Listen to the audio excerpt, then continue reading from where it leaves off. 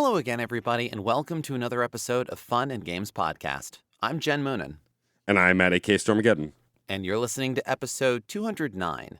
And this episode is a complete experience. Beginning, middle, end, you'll hear all the music and all the pieces that you've come to expect from a complete episode of Fun and Games. But just wait, for $19.99, you can get the extended experience with all of the additional effects that you can add on that we have made ready for you that we're always here, but we're just going to sell it to you for extra.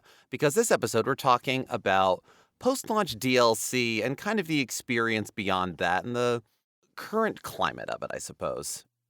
Yeah, this was inspired by a habit that I've seen in a while, as well as other things that Jen and I have discussed. So there was hubbub about the Pokemon ZA DLC because it was announced before the game launched and there was some miscommunication.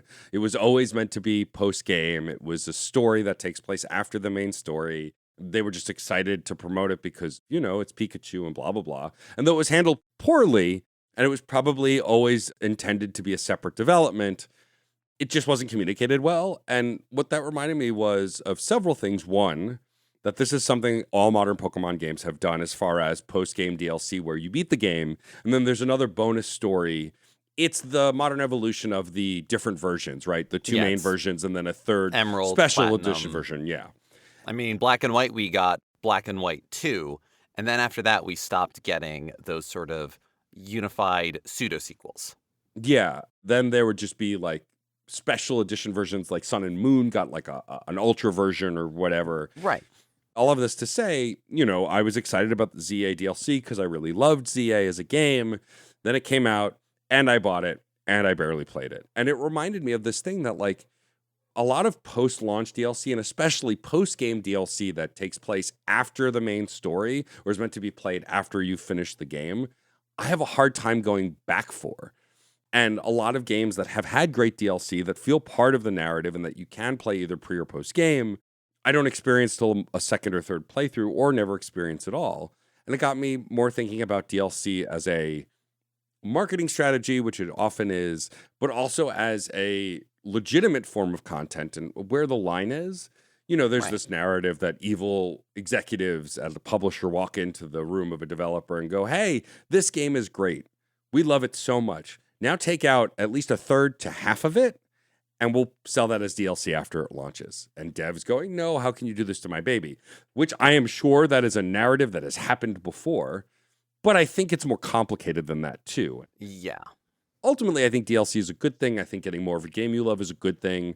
When it's charged, whereas like a lot of the indie games, like say Sea of Stars, Chained Echoes, did post-game DLC that was completely free and include with the base price. You think about Shovel Knight, the greatest package in DLC history, where you buy the base game and got all of the extra campaigns plus a battle game. Like, you know, that is a ludicrous package. On platforms that weren't getting necessarily major support anymore. Yeah. The only physical version of Shovel Knight that I have ever purchased was for the 3DS. Yeah. And I have all of the content for it. Like when they released King Knight's campaign, the 3DS eShop was still open, but it wasn't exactly getting tons of support. I could play as King Knight on the 3DS. Yeah. That is support. That is amazing. And nowadays you can get the treasure trove and get all of those pieces. A lot of times when games do a bunch of DLC and then they give us their Game of the Year edition, whatever it is, on a physical medium, something that you don't have to have the download from the server if it is a game that has a physical component. If it's a game you got digitally and it's digital DLC, slightly different conversation. But as a well-established physical collector, I appreciate that kind of shit. We opened this up a little bit with Pokemon. I want to ask, not a controversial question, but a thinker of a question.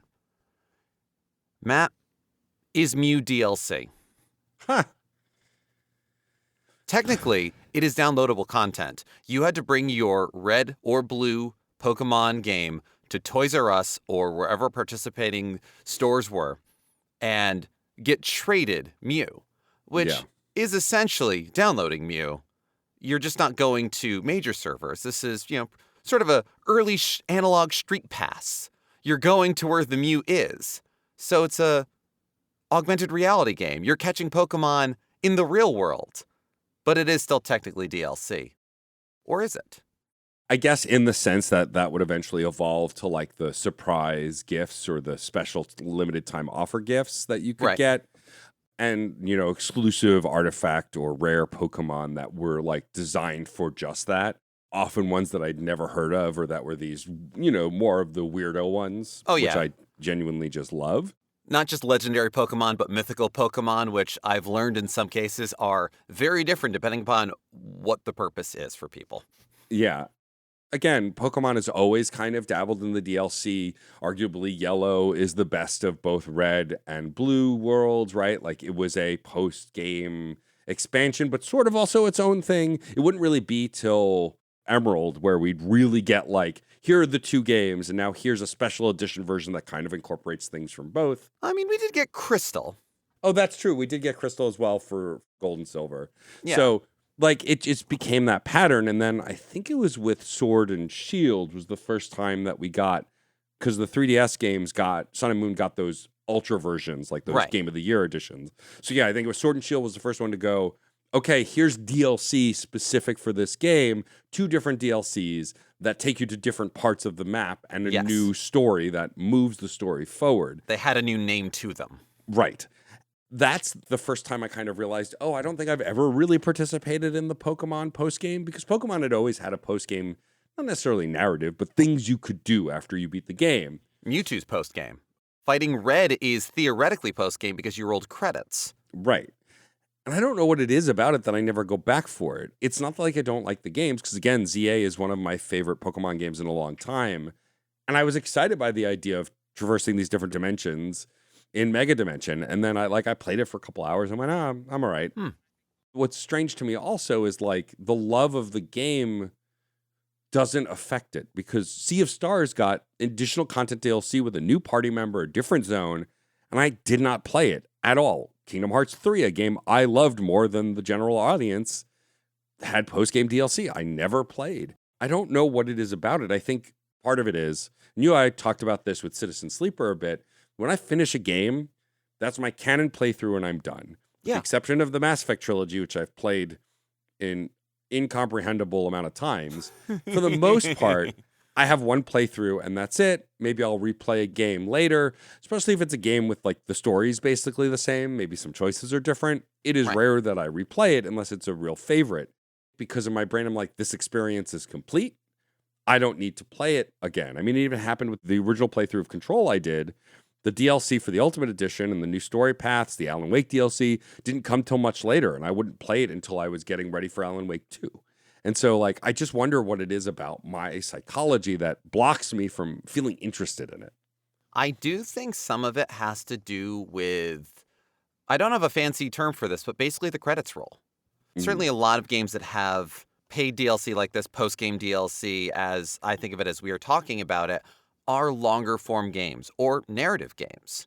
That idea of, okay, we have finished, we have completed this, we have staved off the destruction of whatever, we have saved these people, we have found closure, whatever it is.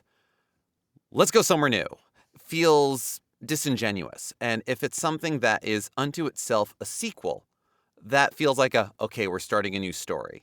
But something that is still attached to the previous title as post-game content can often feel like we're just kind of, it's a new thing, or it's faffing about. It feels like you don't trust when to end your story. Yeah. Rolling credits like that is a way to end the story, finding an ending. And sometimes there are games where you can roll credits at varying points, but you are still having your canon playthrough. You are still finding your ending.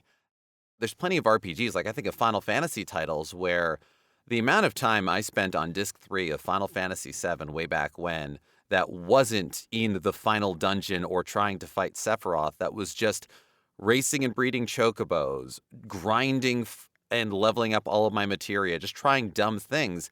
I don't know if I'd have done that as much if it allowed me in a way post-game, except I am currently playing Final Fantasy XIII with Sarah. Something interesting that they do is there are fights, quests, exploration that you can do that you can only do after you finish the game. When you finish certain chapters in Final Fantasy 13, you unlock new tiers in the upgrade tree, in the Crystarium.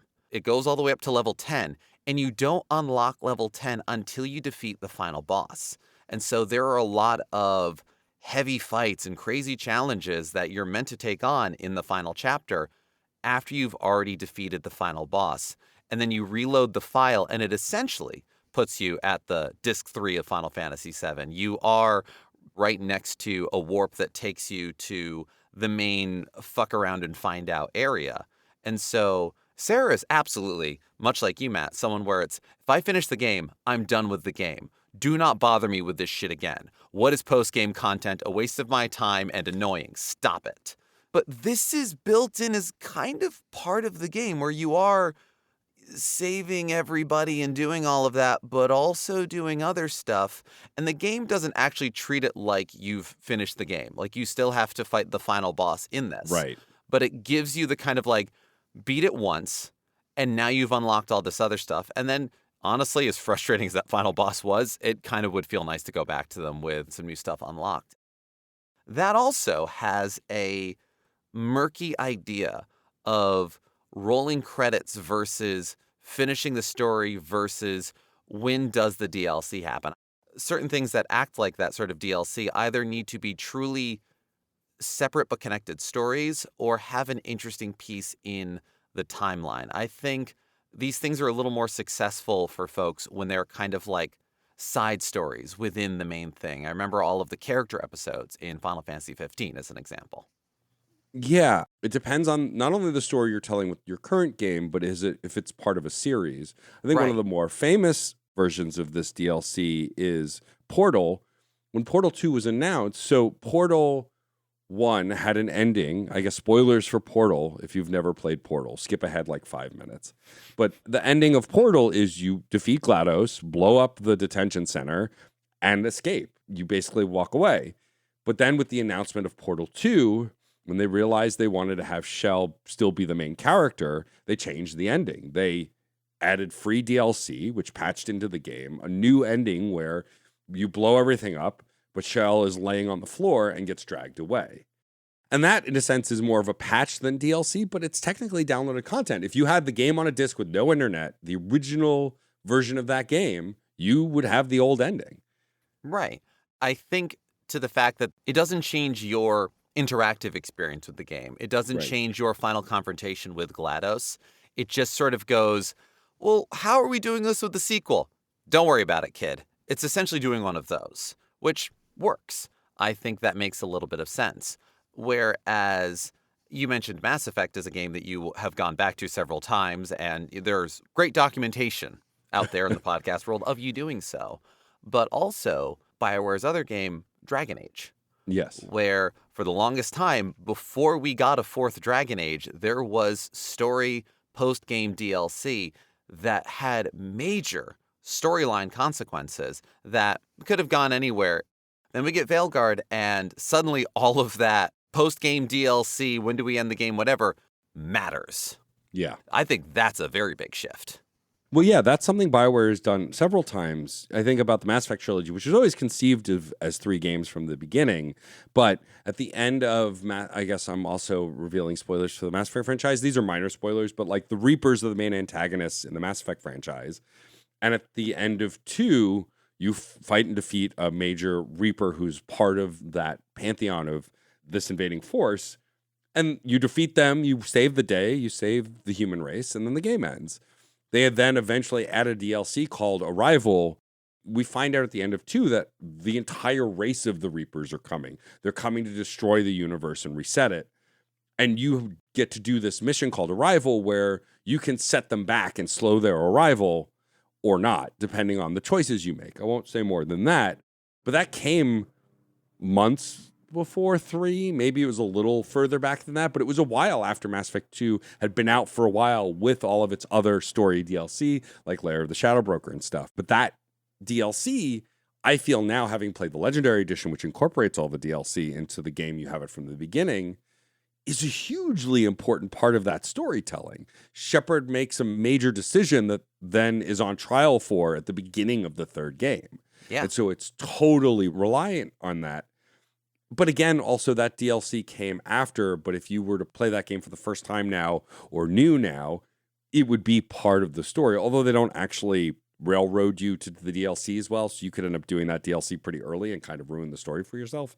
But it's there. And so I think those kind of feel integral in a way that, like, Sea of Stars throws the Watchmaker it is a post-game DLC where it's a separate story with a character you've met before, the Artificer, but it goes to a completely different place. You explore an area that was like dabbled with in the main game, but you don't really get to explore until this DLC. So that sounds like a great reason to jump back into this game that I've been away from and experience it. But it sometimes feels more alienating to me because it's like, well, I don't remember how to play. What are the mechanics? It's been a minute since I played, which goes all the way back to earlier conversations we've had about there should be a system for games where you come back to them after being away from them for a while. But that's a complaint that'll never, I feel like, really be solved ever. Yeah. Then again, like the Dragon Age reference that you make, or even Dragon Age Awakening, which was DLC for Origins, basically a whole other game. Like it's massive because originally I think it was conceived as a sequel, but then they wanted to push for it to be DLC because they wanted to do more for a sequel, and then the sequel got rushed and whatever. Go listen to Reignite. We talk all about it. But also a game like Cyberpunk 2077, which I much enjoyed. Phantom Liberty is not a separate game. It incorporates itself back into the main narrative pretty well, but it's a whole isolated area. It's a separate part of Night City. It's its own story. The most recent one that I can think of, Elden Ring Shadow of the Erd Tree, is basically a whole separate area with a separate leveling system, with a separate path, with new bosses and different stuff. You never have to go back to the original area for that. It's a whole separate area, basically a separate game, and was like 70 hours long. Yeah, it was almost advertised as a separate game. When I first saw announcements for it, I did have that sort of moment of, is it a sequel or is it DLC? Yeah, and I mean, it's one of only a few DLCs to get nominated in Game of the Year, which was considered controversial at the time because it's not a new game technically, but isn't it? If it's 70 hours and you can play it somewhat, I mean, there's some stuff specific that you need to do in the base game to unlock it, but once you do, that's it. You're off on your own in that separate area. You know, we're not really talking about like the cosmetic DLC or build a house in Skyrim. Those DLCs are great too, and I think they can also feel nickel and dimey a bit, but like people want to do that stuff. It makes sense. I think here what I struggle with a post-game DLC is you made a complete thing. So why is there more for this complete thing? And the reality is there's always more story to tell, right? All of these things should feel satisfying and complete on their own, but that doesn't mean you're not going to want to tell more stories. That's effectively what most sequels are too. But there's something about post-game DLC specifically that I think I bounce off of more. Whereas in Spider-Man PS4, when there's just new missions and the separate story path with Hammerhead and Silver Sable, that's part of the bigger narrative, but it's mostly its own isolated path that was added as DLC. And so that's easier for me to incorporate, especially if it comes out while I'm actively playing a game or a battle pass or whatever that's incorporated into the timeline of playing the game actively versus if it's a 30-hour game that I finished 3 months earlier. How am I going to even remember to play the game 3 months later to go back and play the DLC? Speaking of Spider-Man, something like Spider-Man Miles Morales is a complete, utter different story. It is not DLC. It's the size that somebody could try to argue that, like, oh, it's about the same size as some DLC in some games, as some of these campaigns at the end of Dragon Age or anything else. And so, yeah, it does become a bit murkier. And some of this, too, I think comes to when I think of like origins of DLC, I mean, honestly, it's PC gaming is what it is. Yeah. It remains murky because of what it came from. The idea of digital versus physical distribution, this is not a new thing. I mean, my first time playing Doom was buying Ultimate Doom, which was a CD-ROM that had all 3 shareware episodes, and then Thy Flesh Consumed, the 4th one that they had for it. But it was originally shareware. It was something that you would download. It was something that you would pay however you did, because I never paid for shareware. I always just would play whatever it would let me do before shareware stopped me. I'd do freeware or until the dialogue box came up. I was a poor child and I didn't want to ask these things. But there were expansion discs that you would have to install on top of your game because you had your gaming PC. You had, your rig and setup there. It wasn't the same thing of necessarily popping a cartridge in. Some games you would have to leave the floppy disk or the CD-ROM in for it to play, but it was a little more fast and loose. And the same idea of cosmetic things, new music tracks, new costumes for characters. Well, if we look at the PC gaming world, those are just mods. Yeah. That's shit that we've been doing the entire time. We put in new sprites, we change different outfits, we give them fart noises instead of dramatic music, whatever the hell we want to do with it. That is the purview of the fan and the gaming community. When companies come out with it, yeah, it's approved and they've got the original assets for it, so it looks great. But it's when they are new gameplay experiences that it feels a little more, I don't know, official, big, whatever. I mean, the modding community, the fan community has no shortage of fan-made campaigns or of things that are experiences that rival these kinds of DLC experiences. This is what continues that no final answer on any of this. But you did bring up battle passes and expansion passes, and I do have one small grievance that I really want to put out there. And I don't like doing this. I am so mad at Persona 3 Reload. Oh, I don't know what they did. So Persona keeps getting built on top of Persona. Sure. Persona 4, the original for PS2, and then Golden was built on the Persona 3 engine to the point where, you know, your middle-aged uncle uses the same exact model as Akihiko, your upperclassman teammate in 3. There's reasons they hold their coat the exact same way. Persona 3 Reload is built on top of Persona 5 kind of idea. There was DLC that you could get, the outfits and music tracks and everything else from Persona 3, from Persona 4, Persona 5, have a lot of fun with that. And all of the Persona games had updated re-releases. Yet again, Persona 3 had FES, Persona 4 had Golden, Persona 5 had Royal. These were not necessarily post-game pieces, but did have post-game chapters, as well as improvements integrated within the game, and that were released as a new full standalone experience. And I do speak from a place of, I guess, privilege that I played all of those versions first. I played Persona 3 Portable, I played Golden, I played Royal. Yeah. So that idea of jumping or buying it again hadn't happened to me. But Persona 3 FES, rather than unlocking the third semester or the last dungeon or whatever it was, there was a fully separate adventure that happened after the end of Persona 3.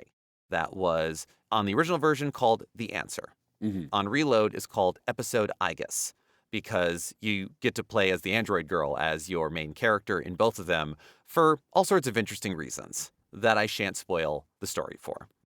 Persona 3 as a gameplay experience on the PS2 is very difficult to return to if you've played any of the later games. You cannot control your party members. The AI is bullshit. The levels of challenge, whatever else, is wild. Graphics and music are going to stop me. How dare you? But here's my grievance. You can't buy Episode Igus separately. You have to buy it as part of the expansion pack. So it was like 4 release drops that was like Persona 4 music and costumes, Persona 5 music and costumes, some other cosmetic thing that had nothing to do with gameplay, Episode Igus. $34.99 retail on top of what you paid for Persona 3 Reload. That is still true. I checked Steam today. Half the time when all of these sorts of releases come out, they will eventually have either piecemeal or like a nice free update for Steam. We're going back to the PC murkiness. Still not the case. $34.99 if you want to play Episode Igus.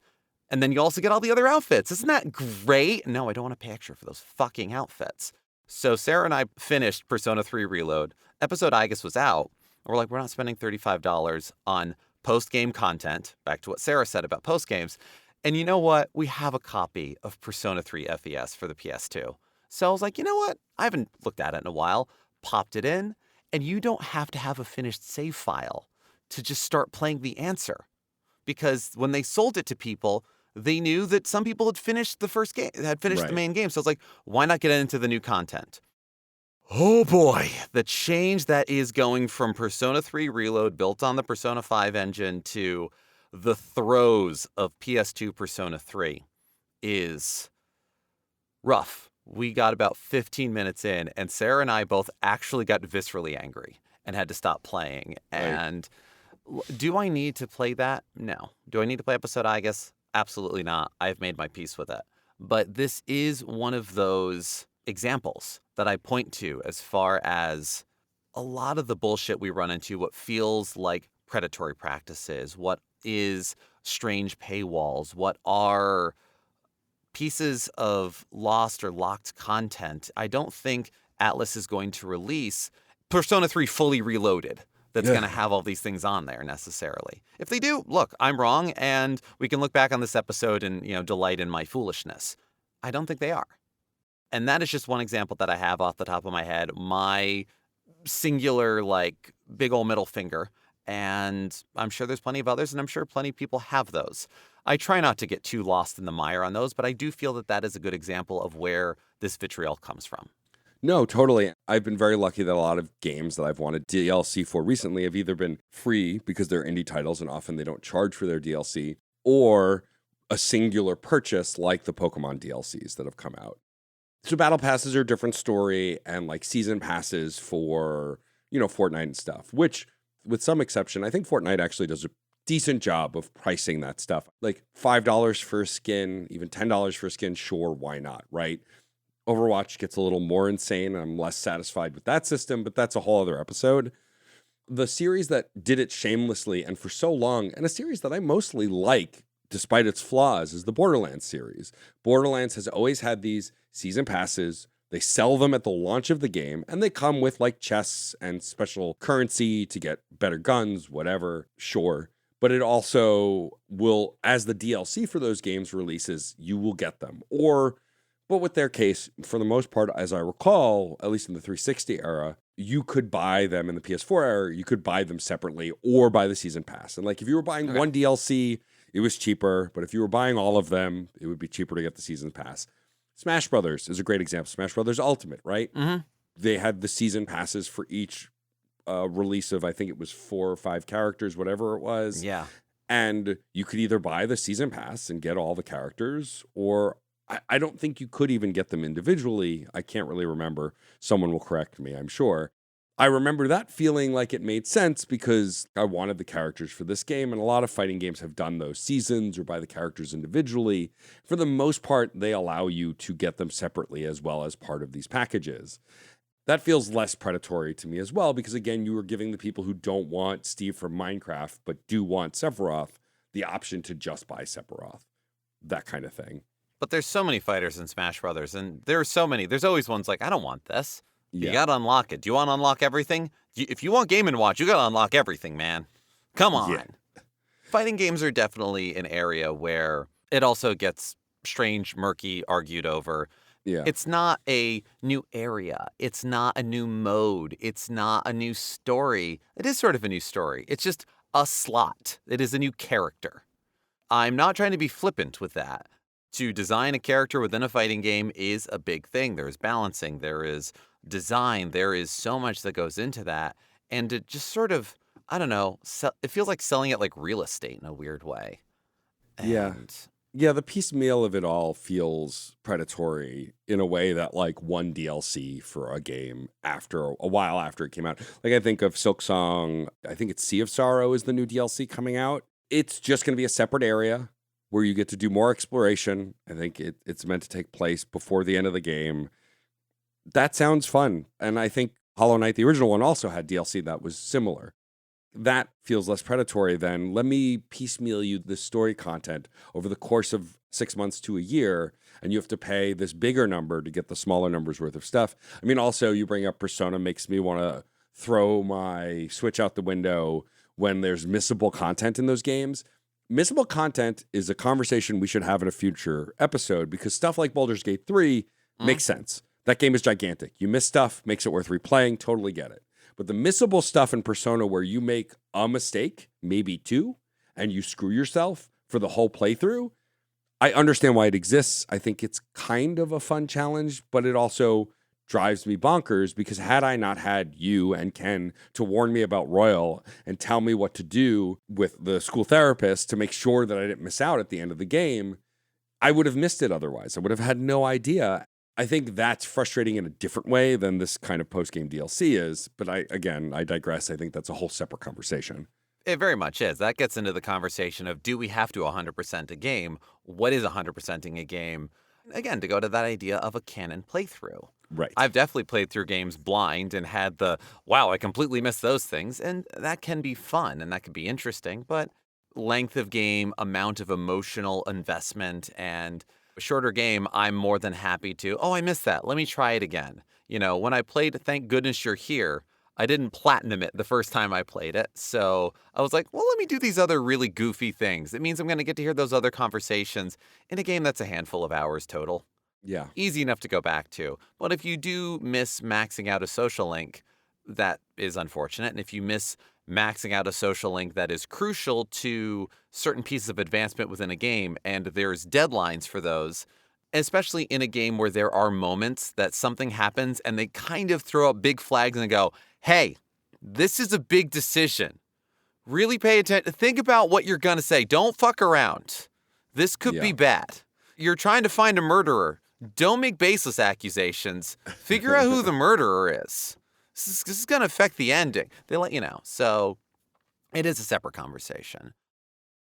The interesting thing, too, is something that I don't think we should get too deep into. This can be a whole other conversation, but one that furthers this debate, furthers this idea, is a lot of post-game content, DLC, everything else. It has the convenience of reusing assets in an engine that is already being used. And I do mean engine both in terms of the game engine itself that is running the game and the engine of an install base. Right. There are plenty of games that infamously or famously use assets from previous titles to cut down on development time, to restore content, to whatever else. I mean, the reason why Majora's Mask, Final Fantasy X-2, why those games exist, Tears of the Kingdom was adding more onto a game or exploring more of a game. And I mean, Tears of the Kingdom was kind of we're going to add more Breath of the Wild. And then they went, no, this has got to be its own thing. And it broke off. It was huge. 10-2, it was like, let's make another Final Fantasy game. How do we do it quickly? Like that. Same goes for Majora's Mask. The Like a Dragon series, very much so, reuses assets from game to game to allow them to put in so much content. And like, look, does that mean that there's sometimes some really goofy reused animations? Yes. And it also suits the ridiculousness of the Like a Dragon series. It's a little bit of the point. But that idea of carrying over assets from one title to the next can carry some stigma and does have a sort of like, oh, that's just lazy development, which, screw you, you make a game. But as somebody who hasn't made a game, I'm still going to be on their side, screw you, you make a game. Having it be DLC, post-game content, it soothes one burn while igniting another. Yeah. I mean, you bring up a good point with Majora's Mask specifically, I think. There's a world in which if Ocarina of Time came out on the Switch, it's a brand new game, and then they wanted to release Majora's Mask, it might have just been DLC instead. Same Link. Right. Like, it's literally the same character. And so I can see that through line for sure. Ultimately, like, I'm not a fan of predatory DLC. And, like, there's a whole other conversation. We've talked about live service games before, but, like, I think about the Avengers game that came out several years ago during the pandemic. I happen to love it. It focused around Miss Marvel. I loved Kamala Khan's story. I liked playing as her. You eventually unlock the other Avengers, play as them, meant to be played together in a group with friends. It had a good story, and it was also a live service multiplayer game that slowly released new characters like Hawkeye, the Winter Soldier, and Black Panther with new story stuff. But it was still a live service game, and now that game is no longer in existence. And I think if you have the disc, you can play the main game, but the rest of the stuff is lost to time unless you already have it. I think of the failed Suicide Squad game, right? Yeah. Which, like, I've not played, but I have on Epic. I wonder if I can go back and still play that even though it's no longer in existence, right? Games with stories, but are tied to live service, where stuff like Destiny 1 and 2 are still running, as far as I know. I know Destiny 2 is. I think Destiny 1 is still playable as well. Final Fantasy 11 is still playable, right? Yeah. Like, some games, if you have a company that cares for those properties and wants to keep them going, will. in an atmosphere where games like Concord or most recently Highguard, which get less than no time to find success, the DLC is irrelevant. I guarantee Highguard had new characters planned. It was a group shooter in the same way that Overwatch is. They must have had plans for DLC and characters and all this other stuff that now down the drain with the entire game. When the focus is on how can we piecemeal this game to get as much money as possible, because I think ultimately and this isn't my take, this is someone much smarter than me's take, but like it's a lottery. And like, yes, you'll lose a lot of money if you have 5 failed live service games. But if the 6th one is a success, the millions of dollars you'll make will make up for all those other failures. So from the capital side, it's a worthwhile risk for the people at the top because they can just fire everyone and start again and try to hit the roulette wheel again. It sucks for the developers and people on the ground level, but that's the way these companies are gambling with their money, basically. And how DLC kind of slimily gets wrapped up in that drives me bonkers. I never want to pitch that post-game DLC is bad. And a lot of the examples Jen and I have cited today, they're really great stories and worthwhile to those games. But I think ultimately, what is a complete package? And having replayed Mass Effect so many times, the complete story was one thing until I got used to playing these DLCs. The DLCs for Mass Effect 3, like the Citadel DLC, which is praised as one of the biggest love letters to the entire franchise ever, I didn't play the first time because it came out after I played 3 and didn't like the ending. I didn't play it until we played it for Reignite, and I realized I'd never experienced that wacky story. There's good in those places. They can be made with heart and care. I think what worries me and turns me off often is when they're not, and when they are pitched as let's just nickel and dime the player and get them to pay for more content. And the fact that a lot of these are built as live service or live service like, you kind of have a capitalistic long tail, I suppose, to hold people in there. You don't get the opportunity for games to develop a following. Yeah. It's FOMO from the production side. If you don't get the audience within 6 months, kill it all. Yeah. Burn it, throw it out, salt the earth, which doesn't allow people to develop style, to build on engine, to build familiarity with an architecture. Or how many games have we found well after the fact and been like, what are these people working on now? And you find them and you follow them. All of these games are made by people. Yeah. They're made by companies, but those companies have people. And sometimes what was once a great company name has different people and different practices. But then you go, okay, but what are the people who did that? Where are they now? And we get to move on and follow that and find that. And if it's something that is entirely digital, entirely online, well, we're screwed and it all burns down. And so that's why you have initiatives like Stop Killing Games and other legal fronts that are happening to try to preserve those. That, again, is outside of the purview of what we're talking about with DLC. At their best, DLC like this, whether free, whether paid, whatever, gives a fresh experience to a game you love. And we do these things because we love them. They can give you somewhere new to explore, something new to check out, more time with your friends. And that could mean the friends you play online with, or also, I just really like Shepard, so let me go play Citadel so I can spend more time with Shepard and all my fun friends. Yeah. To the idea of things that are no longer available without workarounds, I'm a big Metal Gear Solid fan, and Metal Gear Solid 4 had a bunch of DLC that wasn't necessarily post-game content, but the one piece I do want to bring up is one of your in-game items is an iPod. You have a little click wheel iPod. One class of items you find are music tracks. So you can listen to music from throughout the game, throughout the series, and some of them have cool effects. And one of the things that you could only get through DLC was a podcast made by the creators of the game about the game. You could actually listen to podcast episodes in certain areas. You could listen to them whenever you wanted to, but the idea was you listen to these episodes on a second playthrough while you're in those areas, and they talk about them and the design, and you get director's commentary on whatever you're doing in the game. Yeah. That's one thing amongst many. One could argue that is cosmetic, but the best of these are new and elevated experiences. I suppose to bring it back to the first ideas that we had at the start of this episode. Matt, you brought up, great game you got here. What if we sold it multiple times over the course of things? And no, I'm not bringing up .hack. I am bringing up Sonic and Knuckles. Yeah. Which is not DLC, but in spirit is a little bit. Yeah. And like, it's funny because I experienced Sonic 3 and Sonic and Knuckles in real time. And never thought twice about it. I just was like, oh, there's more, and I can play as my new favorite character, Knuckles. Of course I want it. I was very excited to play Sonic and Knuckles and Knuckles and Knuckles and Knuckles and Knuckles. And Knuckles and Knuckles. That's another game that, like, if it were released today, would absolutely have been DLC. And they were making such a great game, they couldn't fit it on one cartridge. So they needed 2 cartridges. And they didn't have enough time to match a promotion, so they put out what they had.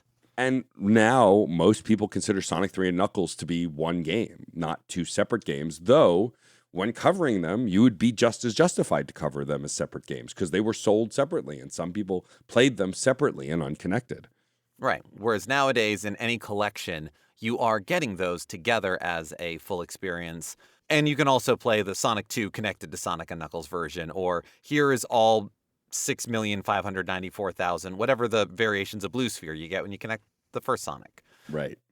That is to the same idea as the interquel DLCs that you get in Dragon Age and Mass Effect or Portal. Those things that don't feel so, oh man, I've got to go back. It's, I'm going back, let's enrich the experience. And I think in the end, that's what we want something like this to be. If there is DLC, if there is additional content like that, we want it to enrich the experience, not necessarily just enrich the people selling it to us. Yeah, I think at the end of the day, there are 2 things. One, there's nothing wrong with cosmetic DLC. I love a weird costume. I think of the days playing Dead Rising, the original game, and having a Servbot helmet on in every cutscene. And that wasn't even DLC. Stuff like that is great, right? Right. We like to play. Right. Besides cosmetics, I think a game that did really great with DLC was Mario Kart 8 Deluxe. Like, I think the way they had the subscription service, but also it was either a season pass or if you had NSO, then you would just get it included with NSO. I think that's actually a really smart way of doing it. But the value that matters with DLC is your value. If you get value out of it, that's what matters.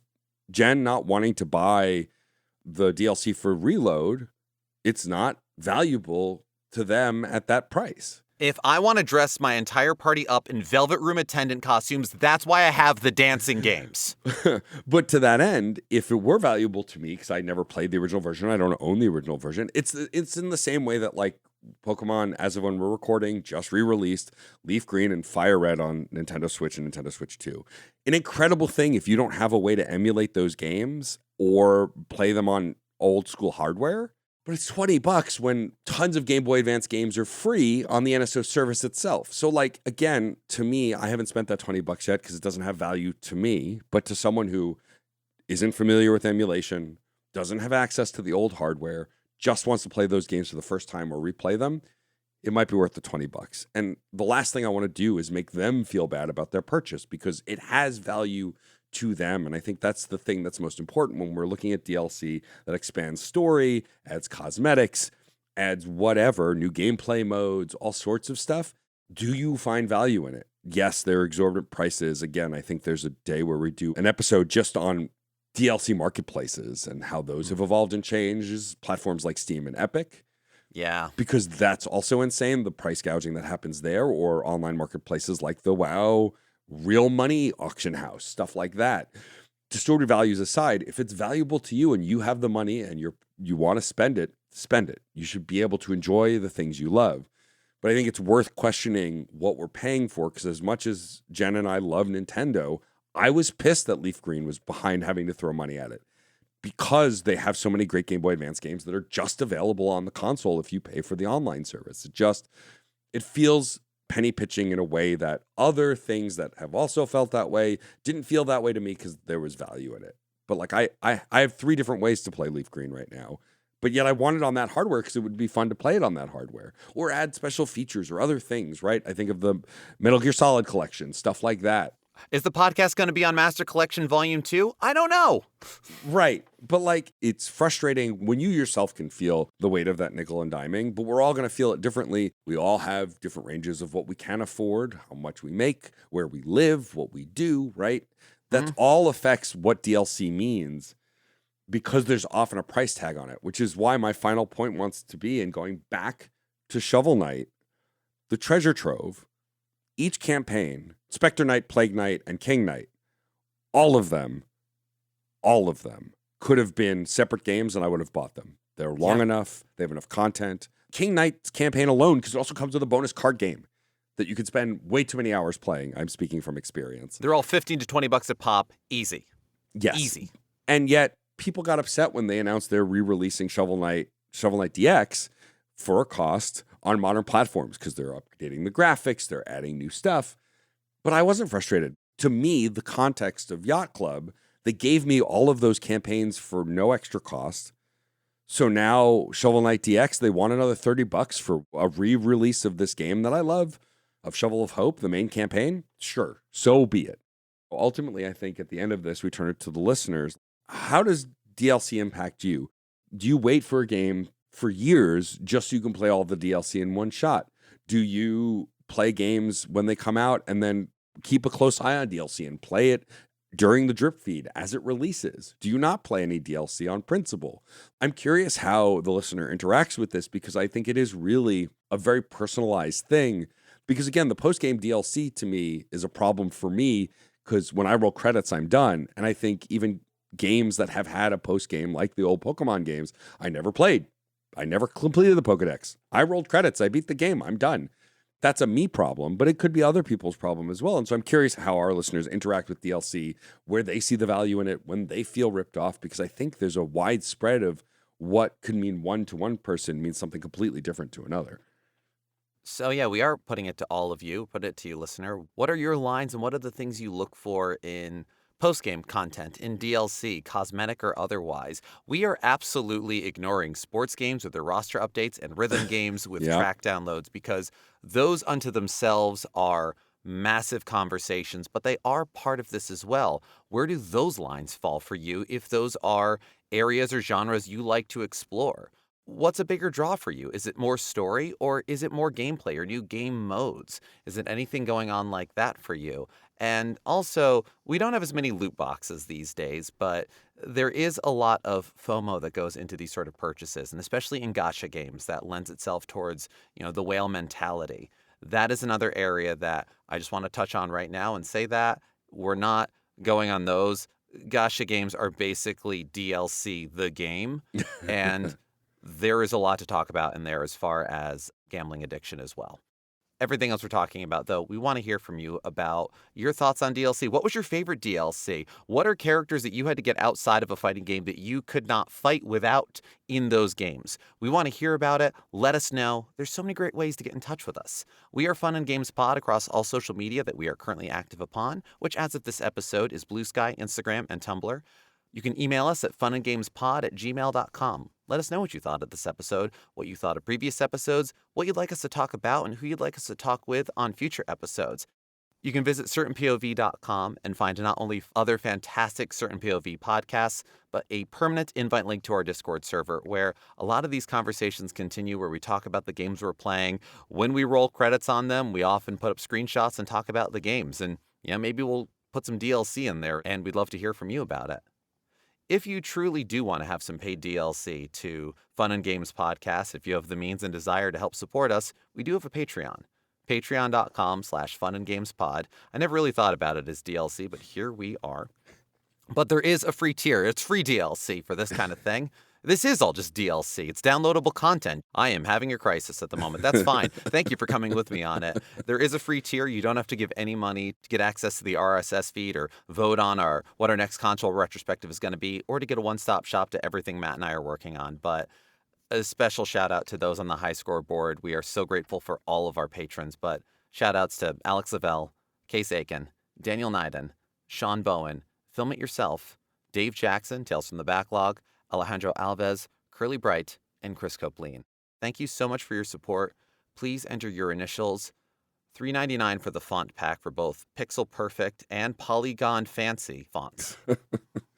Two other important announcements. One, if you are listening to this the day it came out, we are in the midst of PAX East, and Jen and I are there, along with our intrepid producer, Sarah Moonen. And we'll be walking the floor, doing interviews. You can expect an episode on it in 2 weeks, hopefully. That's the plan. Yeah, I mean, that's, you never know. So if you're there while you're listening to this, please find us, say hi. We're probably going to do some meetups, hanging out with folks, other indie creators. So if you're around, please let us know. We would love to see you. And I have a panel on Thursday night.